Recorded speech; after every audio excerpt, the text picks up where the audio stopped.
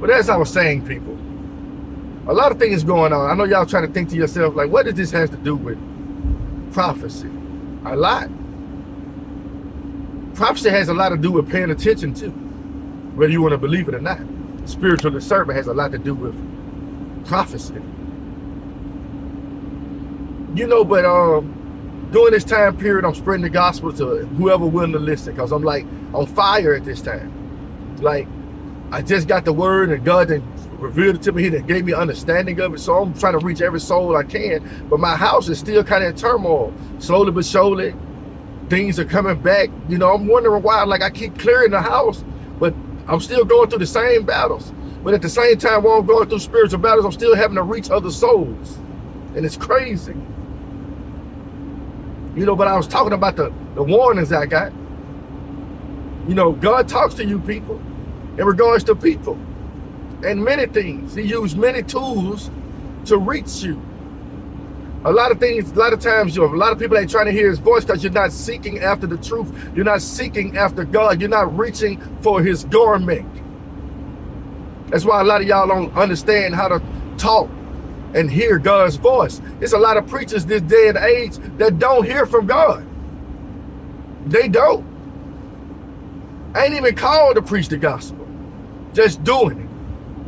And don't know what they talking about. Don't know nothing about spiritual warfare or wickedness in high place. Never even fought a demon. You understand what I'm saying? Never even come in contact with witchcraft. A lot of things, people.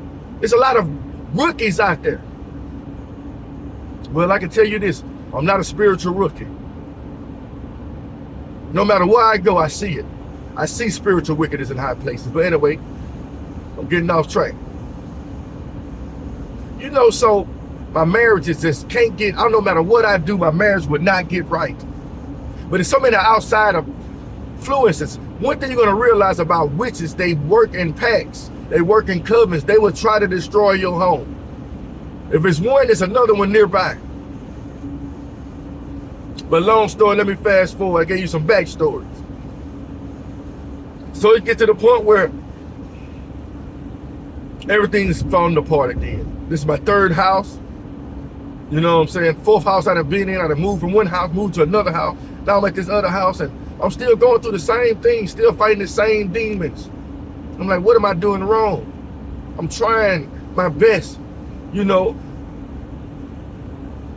to fix this problem. And like, I can't save this marriage, I can't salvage this marriage no matter what I do. It's like, the more I push forward, the more my wife at the time pushed away. But I got to think about all the people she hung around. And I got to think about all those things, because that's how I know what I know now. And I'm trying to give y'all warnings too. But anyway, fast forward short. Eventually it's come to a climax. I remember this morning, my ex-wife, she had cheated on me before, and I forgave her. You know, I was trying to do the right thing to salvage the marriage. I forgave her. And it was almost happened again. I don't know how many times it happened. But this last time, I'm laying in the bed with my son, who was like 2 years old, maybe going on 2, you know. And a voice in my head was like, my wife had told me she was going to go to the hospital with her aunt to see her aunt. Her aunt had to go to the hospital in Birmingham. So I'm like, okay, sounds legit. You know, but some said, go outside. Go outside. And I look outside, she saw her bags are packed. She has bags with her.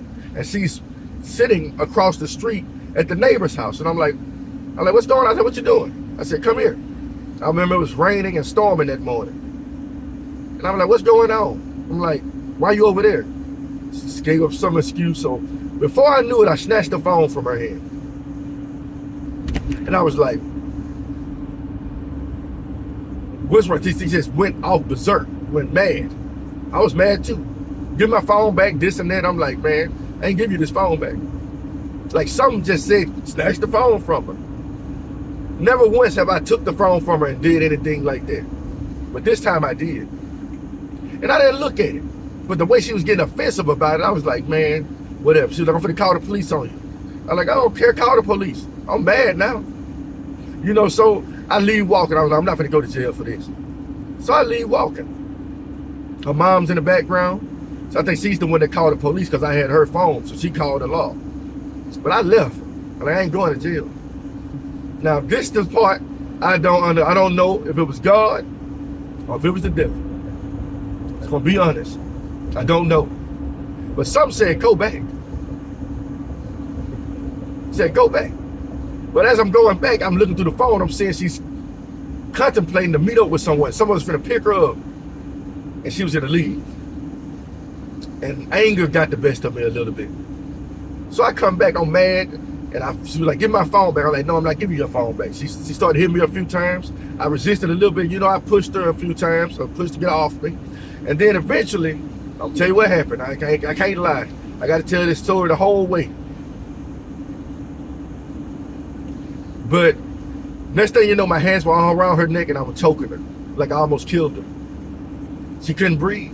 She was on my bed and I let her go. She started gasping for air. Maybe I let the devil in, I don't know. So I walked off, I'm still mad because I'm like, I can't believe I done forgave you. You done cheated on me again, now you finna run off? But it's more to the story. At the time, I was finding myself in God. I wasn't working, I'm losing things, we losing. Things are being repoed. All kind of these things are going on in my house at the time. But I'm trying to grow spiritually. And I don't understand, like, I'm a little lost here. I'm expecting God to do everything for me. All I gotta do is wait back. So I'm a little stubborn at this time. I'm a baby in Christ. But I expected my wife to stand by my side. But it's hard for people to stand by your side when they got all these outflying side wickedness going on. And people that's in your household and your business. That's all I'm gonna say. Everybody who around you ain't for you or your marriage. I'm just letting you know. So what happens is, I come back to my senses, I snap back, and then the next thing you know, she was mad again, she's arguing, she's fighting again. I grabbed her again, I choked her again. And I let her go. But when I let her go the last time, the rain stopped and the sun shined. And as the sun started shining, the police officer come into the house. And I was expecting the police finna whoop me or pull me out. He was like, he took me by the hand. He walked me to the car gently, didn't put no handcuffs on me or nothing. I had both phones in my hand. So I'm sitting in the car. I'm like, man, I'm finna go to jail. First time in my life, I went to jail. And I'm like, oh Lord. I'm calling on the Lord. But a still voice said, don't worry. You're gonna be okay. I'm like, what? I just did some evil junk, man. Everything's gonna be okay. I'm like, all right. So the police come back there, they said, the police was like, she wants her phone back. I'm like, I'm not giving her phone back. She ain't getting this. So the police like, okay. They took me to jail, they booked me. I called my family members, let them know what's up.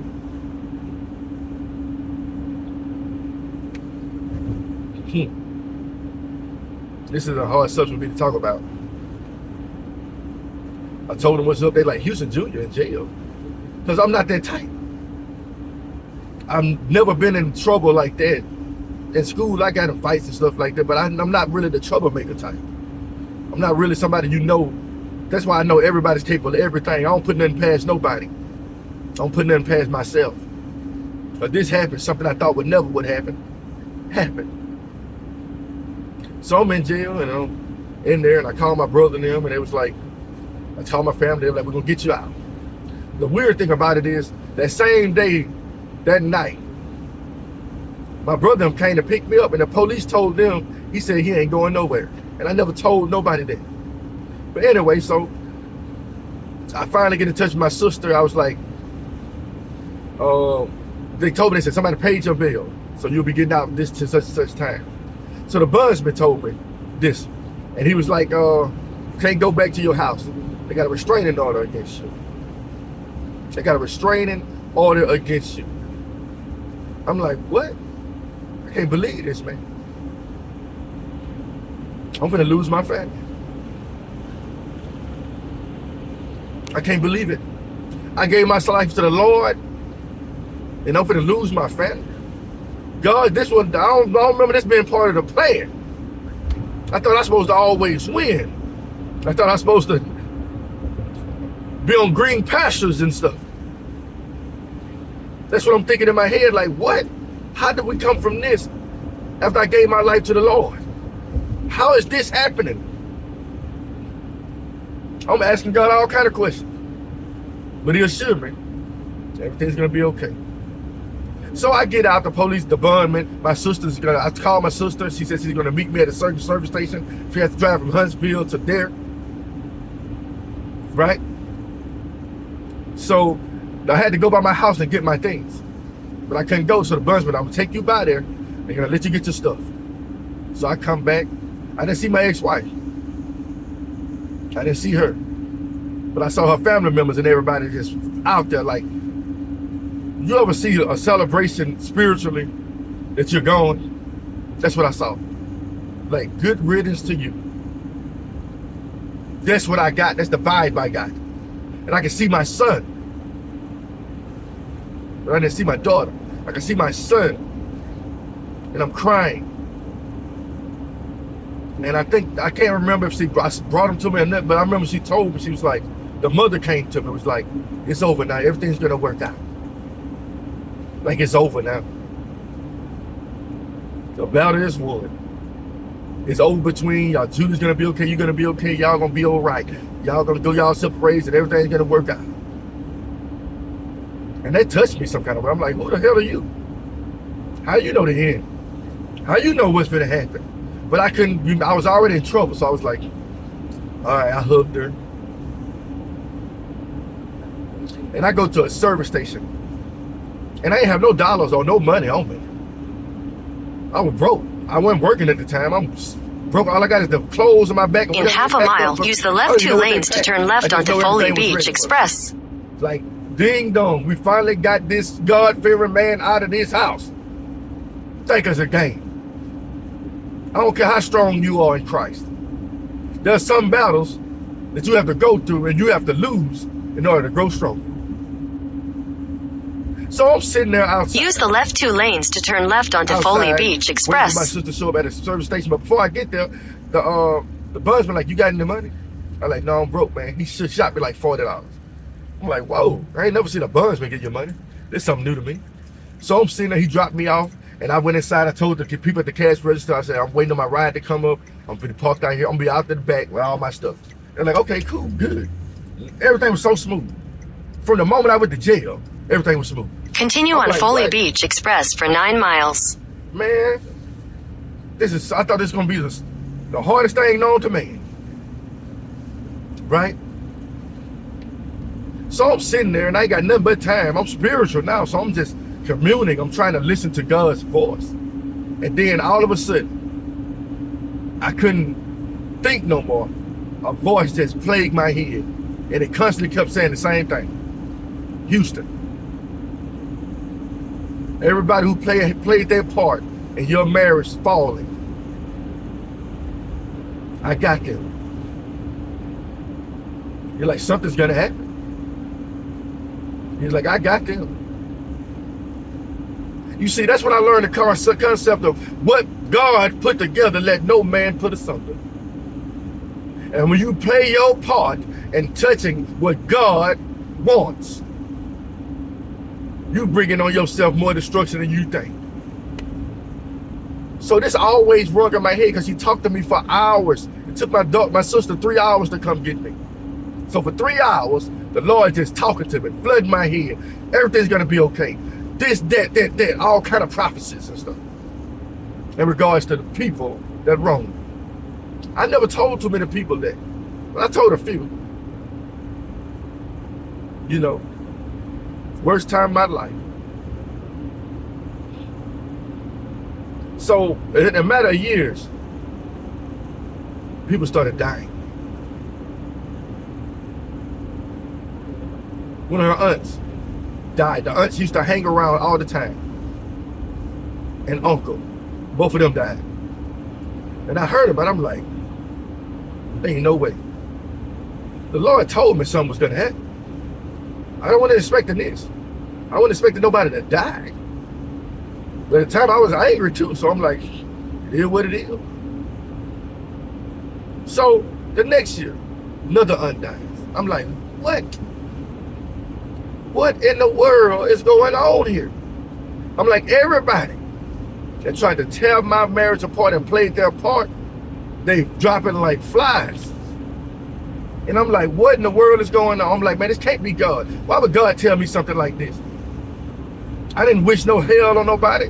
All I wanted them to do was give their life to God.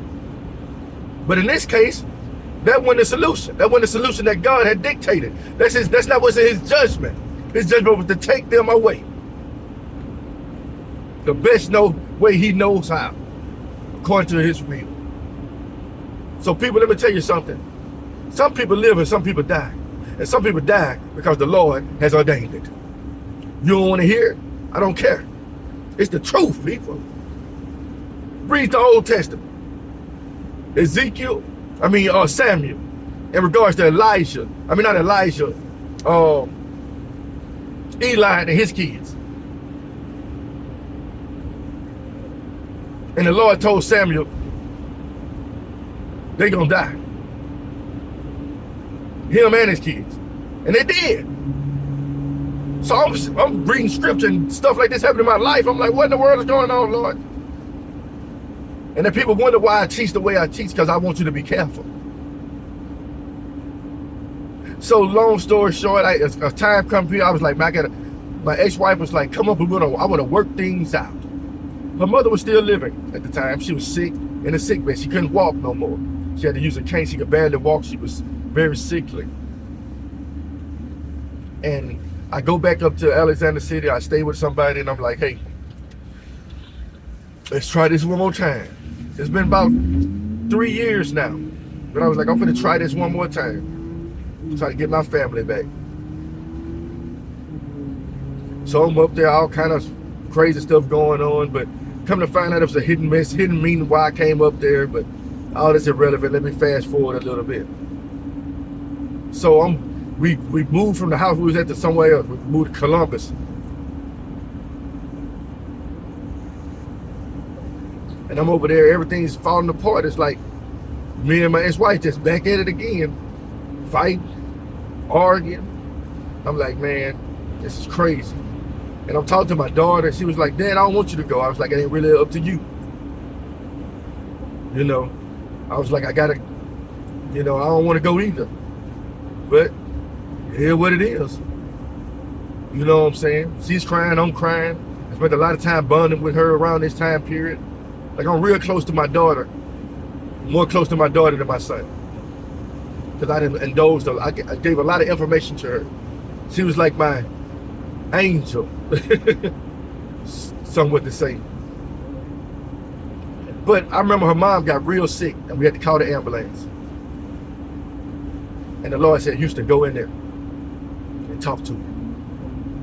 So I prayed and I prayed. I could feel the coldness of her hands, like her life was slipping from her eyes. It's like it's finna come. And I told her, I said, give your life to God. I'm like, God, I forgive whatever you've done. He told me to say these things. Like, just give your life over to God. He'll forgive you. That's what he compelled me to tell her. And warmness started coming back into her life. And she went to the hospital. Shortly after, I basically was kicked out. And I got a ticket bought, and I went back to Mobile. Shortly after that, her mother died. I never knew the truth of everything or whatever, but that's how it happened. And that's the God's honest truth. But that's what God told me. Everybody who played their part in the destruction of your marriage is going to get what's coming to them. And the thing, this is the weird thing. Let me tell you something. This is the weird thing. Often to this day, and I'm remarried and everything, it ain't over. And that scares me. I'm like, Lord, I'm past that. Somewhat. I ain't gonna lie to you. But every once in a while, that same voice come back. Oh, I'm not done yet. There's some things left. There's still some people I gotta touch. I don't know what it means. It may be different for some. Some people might give their life to God. Do you understand? It's consequences to your actions. You never get away with nothing in this world. I don't care who you are. Just get that through your head right now. Let me pause and I will continue.